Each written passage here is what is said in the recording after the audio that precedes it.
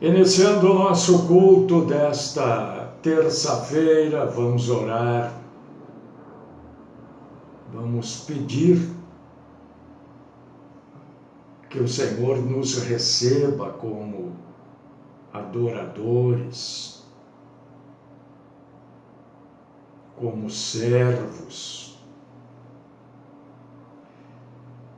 que a santíssima compaixão do Senhor esteja por sobre cada um de nós. Pai querido, nosso Deus, nosso Senhor, nós te glorificamos e te engrandecemos em mais esta manhã, primeiro te agradecendo por este dia. Só estamos aqui vivos em comunhão como igreja, porque o Senhor assim nos permite. Estamos aqui, Senhor, reunidos no nome do Cristo Jesus, o nosso Salvador único, suficiente, pessoal, universal, intransferível. Estamos aqui para prestar um culto ao Senhor, um culto de honra, de glória, de adoração, um culto que só o nosso Senhor e Deus pode merecer. Recebe-nos então, Senhor, como adoradores de Ti. Perdoa as nossas faltas, pecados, fraquezas. Limpa-nos, Senhor, para que sejamos dignos de adorar o Senhor em espírito e em verdade. Fala conosco através da Tua santíssima palavra. Dá-nos um pouquinho mais hoje da graça e do conhecimento do Senhor. Livra-nos, Senhor, da mentira, dos mentirosos e sê conosco. Esta é a oração que eu, em meu nome e em nome de todos aqueles que estão e estarão conosco, deposito aos Teus santos pés. Em Cristo Jesus e por Cristo Jesus. Amém.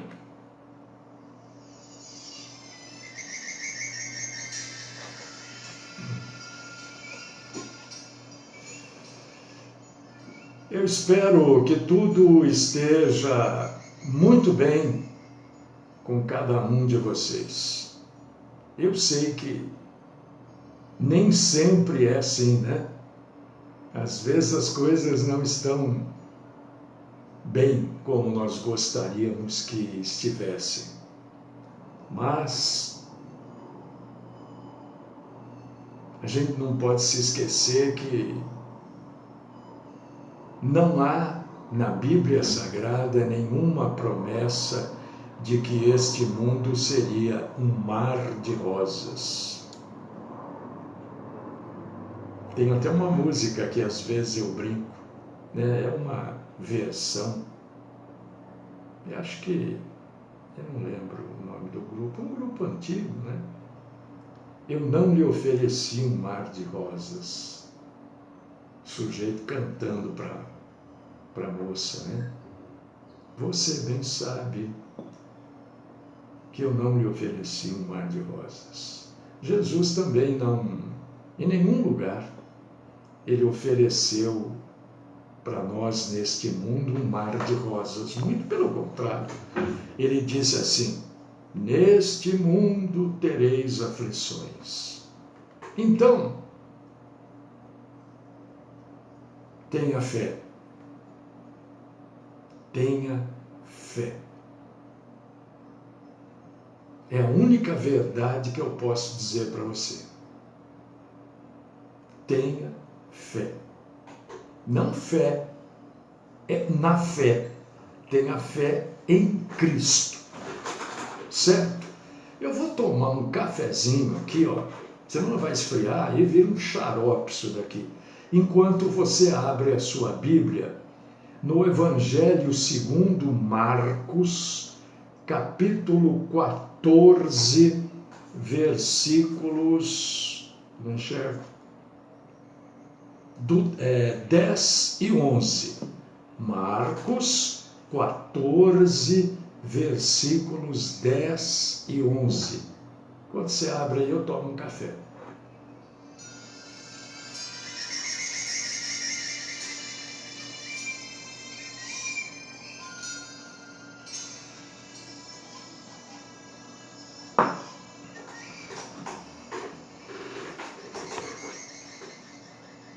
Abriu?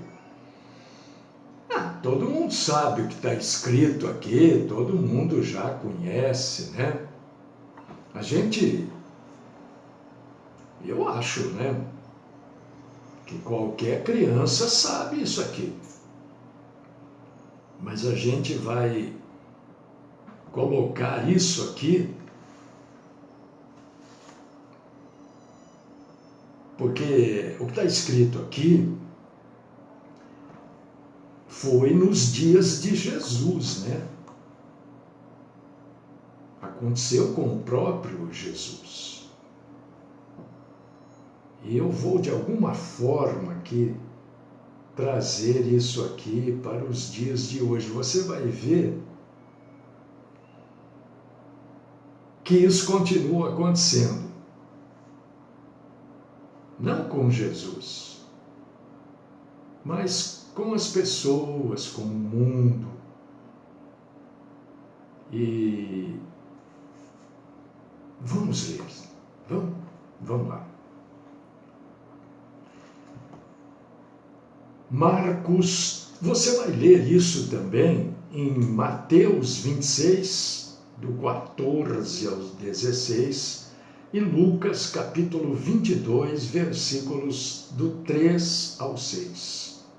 Eu estou aqui em Marcos, capítulo 14, versículos 10 e 11. E Judas Iscariotes, um dos 12, foi ter com os principais sacerdotes para lhes entregar Jesus.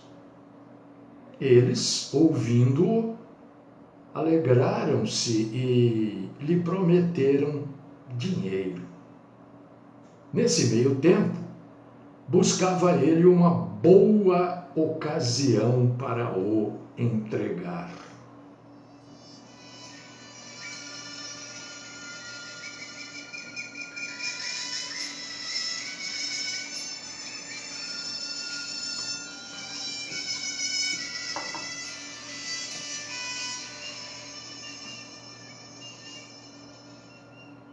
Todo mundo sabe isso. Todo mundo sabe que Jesus foi traído por Judas, né? Até algumas pessoas usam o sábado para malhar o Judas, né? Isso é uma tradição que existe e tal. Fazem um boneco simbolizando Judas. E hoje nem tanto. Na minha época fazia assim. Hoje acho que nem fazem mais, não sei. Judas Iscariotes. Não era o sobrenome dele. Né? Eu estou vendo aqui a Jane, por exemplo. Né? A Jane tem o sobrenome dela, Barbieri. Mas eu tenho o meu sobrenome, você tem o seu, Altino tem o sobrenome dele, Souza.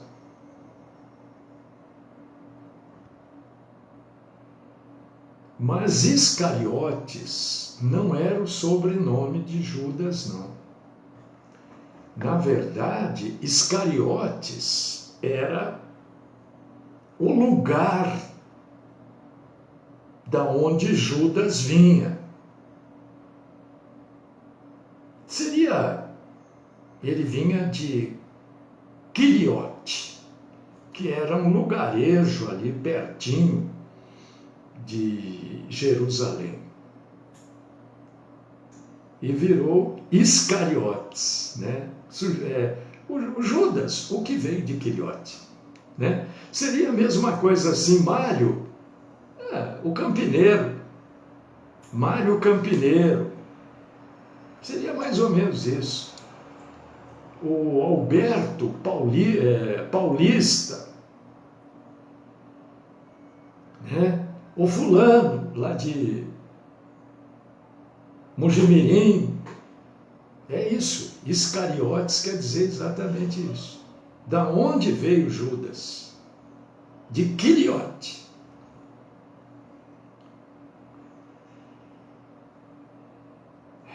Judas. Quiriote era uma cidadezinha pequena, ficava pertinho ali, acho que 30 e poucos quilômetros, ao sul de Jerusalém. Então Judas não era um galileu, como eram os outros apóstolos.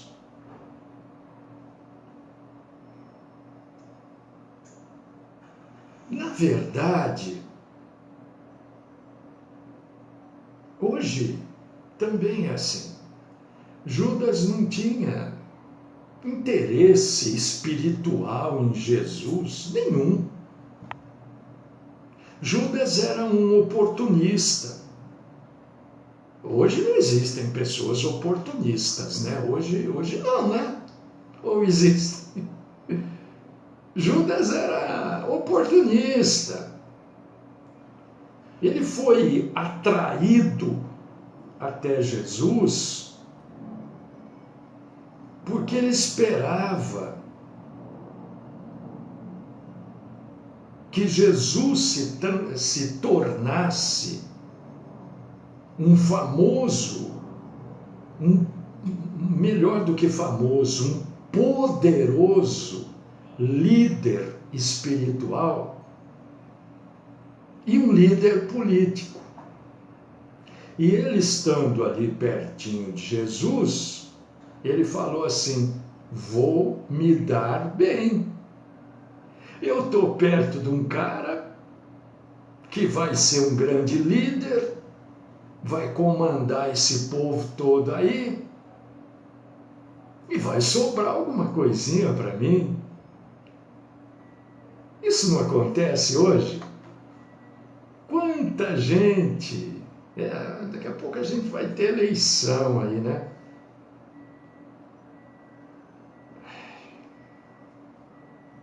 O que essa... Eu não sei, até é óbvio, teoricamente eu sei o que é, né?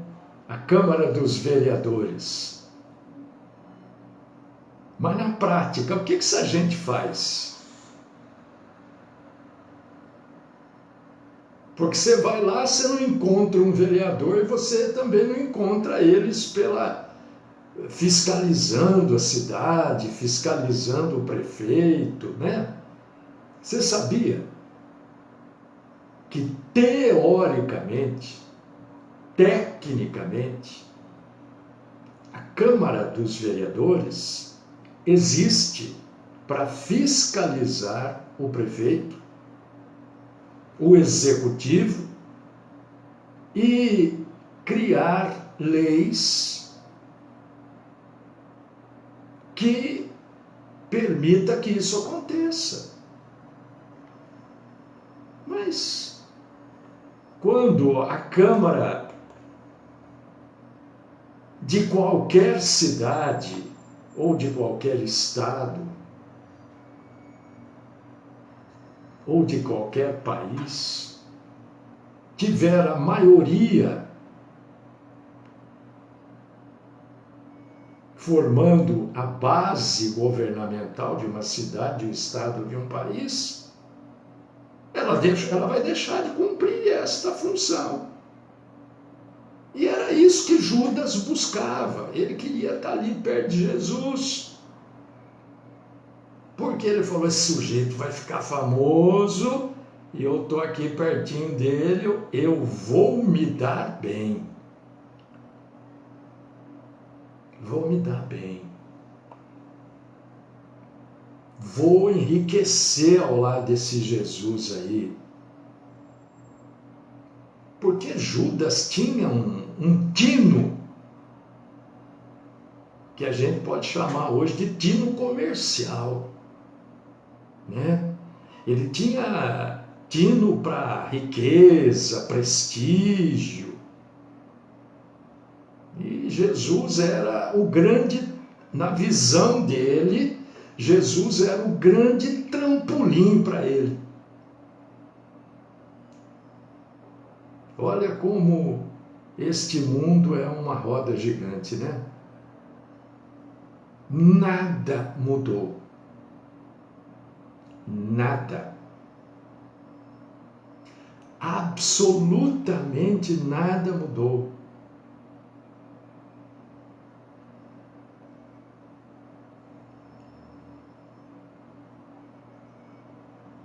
Agora,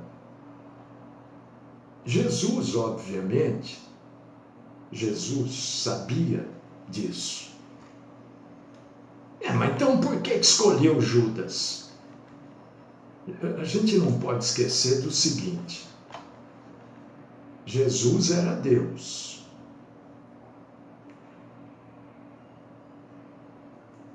Não se esqueça.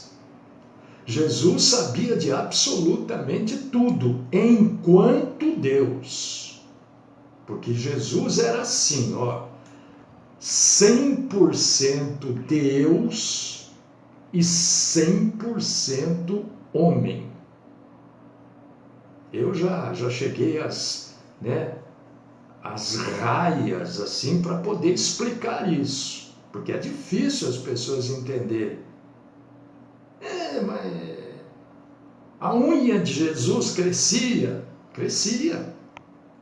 Você está me entendendo aonde eu quero? Jesus tinha todos os desejos humanos. É claro que ele não dava vazão a todos esses desejos, porque ele nunca pecou. Por que nós somos pecadores? Porque a gente dá vazão a um montão, a uma porção desses desejos, ou a todos esses desejos. Jesus comia, claro que comia, ele tinha fome, ele tinha sede. Jesus precisava tomar banho? Precisava. Jesus usava, depois que ele comia, aqueles espinhos para limpar os dentes, porque não tinha palito de dente, nem fio dental. Você está me entendendo por que eu estou falando essas coisas tão básicas, tão simples, para você entender que Jesus era 100% homem. Jesus tinha todas as necessidades de um homem. Mas ele era Deus. E sendo Deus, ele sabia que ele precisava morrer na cruz do Calvário. E ele também, sendo Deus, sabia, já de antemão, que seria aquele homem, Judas de Quiriote, que iria traí-lo.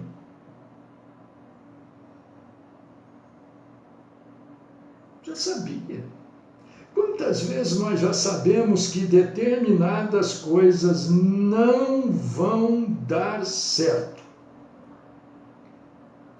Quantas vezes?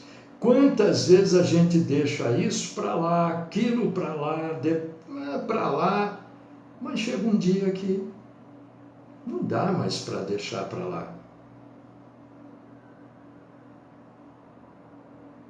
não é? Agora você pega isso, que é o nosso dia a dia, o trivial, coisa de, né? Coisas insignificantes frente à história da humanidade. Você pega isso e multiplica por 1 zibilhão, trilhão de vezes, que foi o que fez Jesus. Jesus sabia que ele era o sujeito que ia salvar a humanidade. Porque o plano da salvação já estava feito pelo Jesus Deus.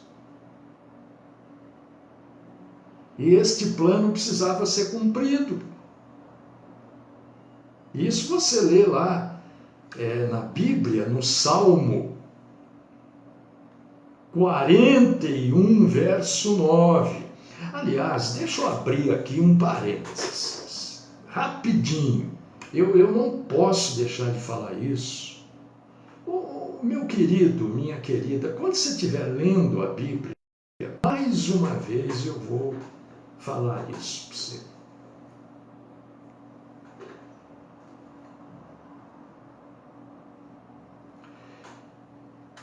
Tem que fazer a Bíblia deve ser lida de uma maneira sistemática. Você não pode hoje ler Marcos, amanhã você lê Êxodo, na quinta-feira você lê Coríntios. Não é assim que se lê a Bíblia. Você não vai entender nada. A Bíblia tem que ser lida. Você vai ler Êxodo, você tem que ler Gênesis, vem vindo. Se você vai ler o Novo Testamento, você começa em Mateus e vai lendo. Você não pode ficar cada dia, você lê hoje eu vou ler Crônicas. Não vai entender, meu irmão. Por causa disso que as pessoas não entendem porque não leem. E, infelizmente, as que leem errado. Hoje eu estou com vontade de ler o livro dos reis, primeiro livro dos reis. Não, vou mudar, vou ler Neemias. Não é assim que funciona. A Bíblia tem que ter uma maneira de se ler, a maneira de como interpretar a Bíblia também. Se você hoje lê uma coisa, amanhã lê outra, depois lê outra, você não vai entender a Bíblia. Está lendo o Salmo? Leia o livro dos Salmos todo. Não é, hoje eu vou ler o Salmo 91 e vou ler o 23 também. Está tudo errado isso. Você não vai entender. Tá claro? Enfim, você lendo o Salmo 41, no verso 9, eu não estou me desdizendo aqui, porque eu estou dizendo para você que Jesus sabia do plano de salvação criado por Ele mesmo como Deus. E você vai ler sobre este plano de salvação em um dos lugares, o Salmo 41, verso 9. Está claro isso? Vai ler em outros lugares da Bíblia, é lógico. Zacarias, João, você vai ler aí. Então, querido irmão e querida irmã, Jesus sabia que Lucas que Judas iria traí-lo, que Judas era o traidor, desde que ele se juntou ao grupo. Ele só se juntou ao grupo por causa disso, porque Jesus também sabia que ele era um sujeito venal.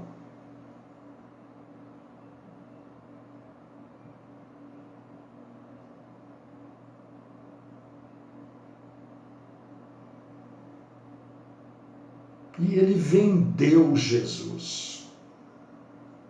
Agora, Todo mundo sabe que ele vendeu Jesus por 30 moedas. Ele vendeu para quem? Para quem Judas vendeu Jesus? Para quem? Estou provocando você. Estou fazendo uma provocação com você. Para quem? Quem foi que falou, olha, a gente vai dar 30 moedas? Quem? Foram os romanos? Não. Judas vendeu Jesus para os próprios judeus, para os sacerdotes, para os fariseus, saduceus, os outros eus. Vendeu aos religiosos. Muito bem, Jair. É exatamente isso. Vendeu aos religiosos, aqueles que dominavam sobre o povo judeu, judeus dominando sobre judeus. Aquela raça de víboras.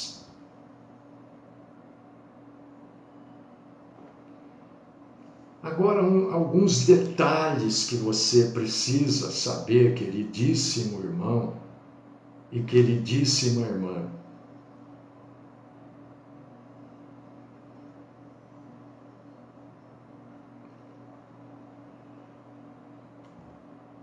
Mateus, que era um cara muito entendido em dinheiro, né?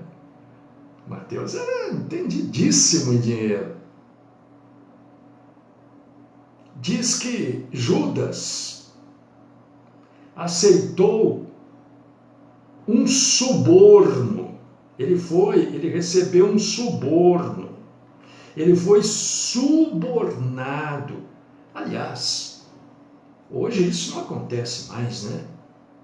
Ninguém mais é subornado. Você vê que ele foi subornado pelos grandes da época. Mas hoje não acontece.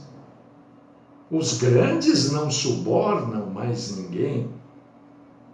Ninguém é subornado. É verdade, hoje isso foi extinto da raça humana. Assim fosse, né? E ofereceram como suborno para Judas, eu sei que você sabe, 30 moedas. Mas você sabe o que representava 30 moedas? Não sei se você sabe, eu imagino que não. Se eu estiver errado, você vai me perdoar. Porque eu só deixei transparecer a minha ignorância. Mas eu acho que eu estou certo. 30 moedas de prata.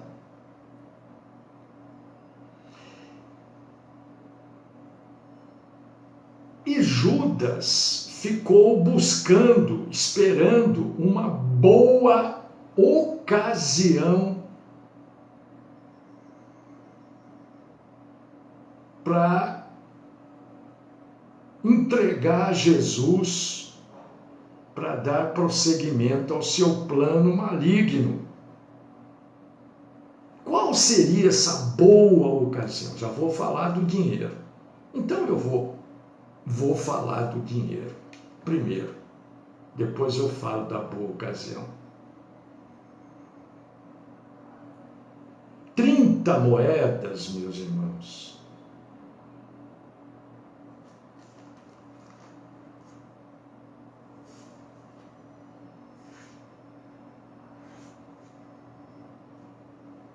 Deixa eu achar aqui. Porque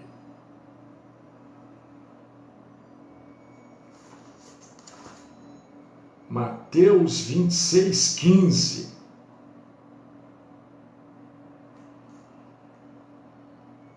Que me querias dar, e eu vô-lo entregarei? E pagaram-lhe 30 moedas de prata. Não é a primeira vez na Bíblia que aparece 30 moedas de prata. E nós vamos entender isso daqui um pouquinho mais dentro do tempo que nós temos aqui, né?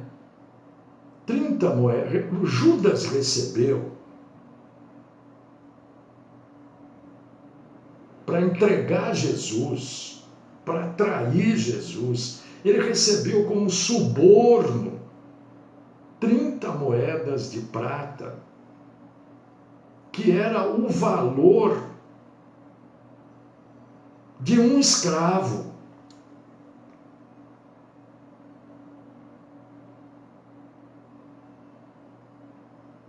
O valor de um escravo. Isso está na Bíblia. Êxodo, capítulo 21, versículo 32. Êxodo 21, 32. Olha só. Quanto ele recebeu?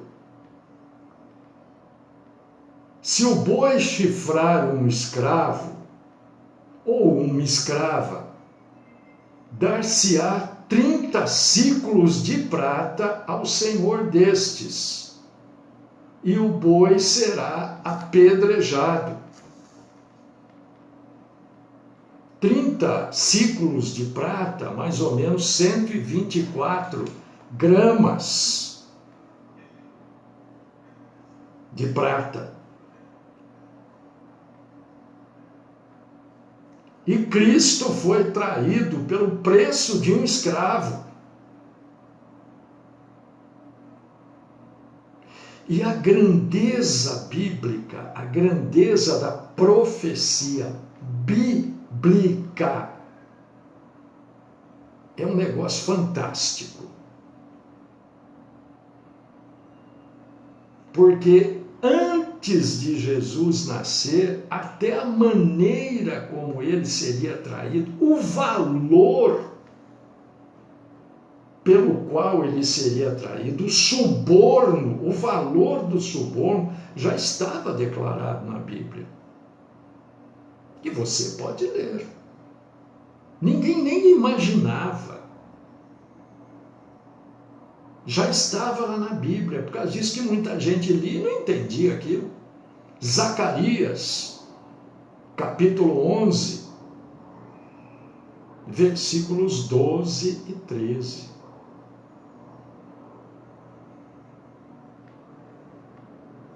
Jesus foi traído e Judas, o espertalhão, aquele que queria se dar bem, que sempre estava em busca de uma nova oportunidade. As pessoas hoje pararam com esse negócio de correr atrás de oportunidade, né? Hoje ninguém mais corre, não, hoje não. O mundo mudou muito, não é verdade? Judas era um sujeito que vivia atrás de oportunidade. Ele recebeu 30 moedas, o valor de um escravo. Muito pouco dinheiro para atrair nosso Senhor Jesus Cristo. E eu estava dizendo que Judas estava já com o dinheiro, feliz com a grana, e ele estava esperando uma oportunidade. O que seria esta oportunidade? Para executar o plano maligno da traição. Eu estou falando tudo isso, irmão, irmã, e você, eu creio que é assim, porque na minha vida isso acontece mais ou menos assim. A gente vai lembrando as pessoas com quem a gente encontra pelo caminho, as pessoas que vão fazendo parte por muito tempo, por um tempo, por pouquíssimo tempo da nossa vida, né? E uma das piores coisas do mundo é a gente deixar, eu acho que para mim pelo menos eu não sei, a gente deixar de fazer parte da vida de alguém por traição. Não é? Ah, traiu tal pessoa, a mulher traiu o marido traiu. É muito rasteiro isso, pelo menos eu vejo assim.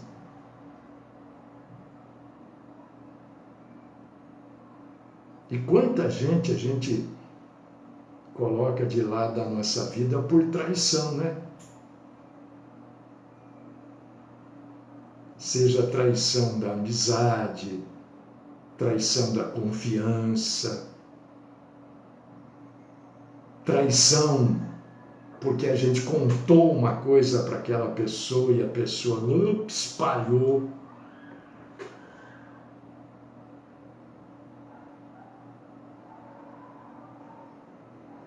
Quanta gente nos trai. Mas o Judas de Quiriote, e por causa disso o nome dele era Judas Iscariotes, ele estava esperando uma oportunidade, já vou encerrar, para trair Jesus. Uma boa ocasião. Você sabe qual era a boa ocasião? Era quando Jesus não estivesse com ninguém por perto. Porque Jesus vivia cercado sempre de uma grande multidão de pessoas, além dos apóstolos. Tinha uma multidão que sempre cercava Jesus. E a oportunidade que Judas esperava era um momento que pelo menos só os apóstolos estivessem. A multidão não. E foi lá no Monte das Oliveiras que ele traiu nosso Senhor Jesus Cristo. E o Senhor disse para ele: Judas, o que você tem que fazer, Judas, faz logo, não fica embaçando, não fica enrolando.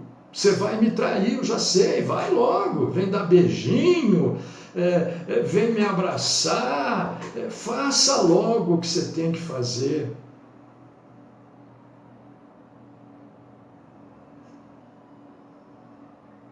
E Jesus foi traído. Mas tudo isso, irmão, irmã em Cristo, estava previsto para acontecer.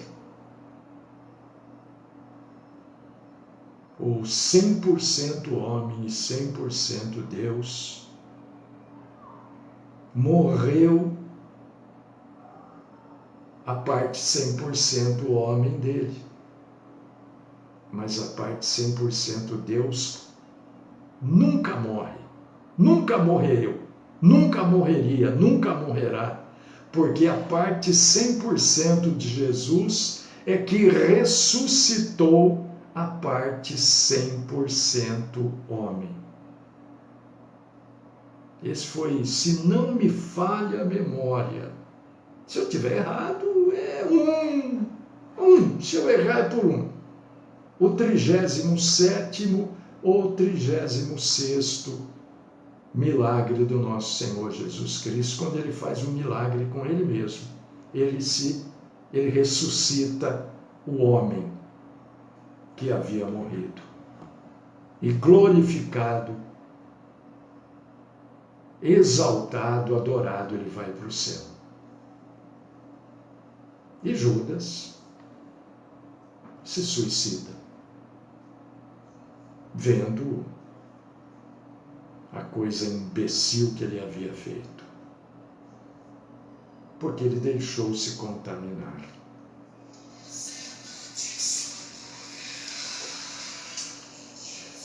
Deus querido, Pai Todo-Poderoso, eu quero te agradecer, Senhor, porque a gente mais uma vez hoje nós pudemos pregar, explicar, ampliar um pouquinho mais do conhecimento do Evangelho para todos nós. Hoje, um pouquinho mais nós crescemos na graça e no conhecimento do Senhor. Continua falando conosco, continua nos mostrando no nosso dia a dia as coisas que o ser humano faz desde lá da época de Moisés. Vamos voltar, Abraão, vamos voltar desde lá da época de Adão e Eva. Nós não mudamos, nem pioramos, estamos exatamente pecadores. Perdoa-nos, Senhor. Esta é minha oração no nome do Cristo Jesus. Amém.